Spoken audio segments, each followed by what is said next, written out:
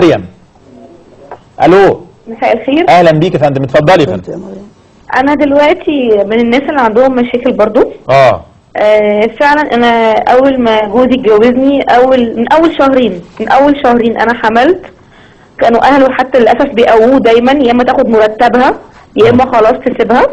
وفعلا انا جبت ولد او ابن يعني. اول ما جبته خلاص كلهم قالوا لي خلاص انت كده خلاص هو خلف وبقى اسمه راجل، مش هتعرفي تخلعيه ولا تسيبيه، وانت كده بقيتي زيك زي سوري مش عارفه ايه بيت وقف زي ما بيقولوا، ولا تعرفي تتخلصي ولا تعرفي تعملي حاجه. يعني ما كنتيش تدفعي له مرتبك كل شهر زي نظام كاني بدفع له ايجار او بدفع له ثمن حياتي معاه.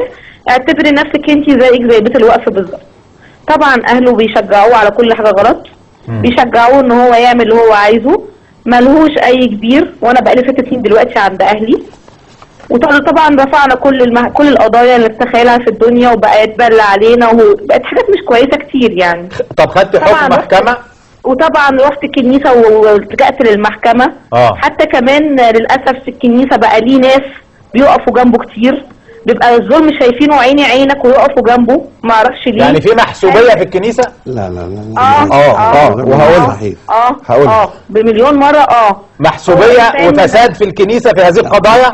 مش فساد. لان هو محسوبيه فساد يا ابني. لا لا لا، محسوبيه يعني فساد.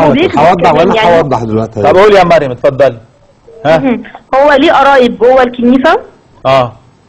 وللاسف القرايب ديت مشجعينه جدا.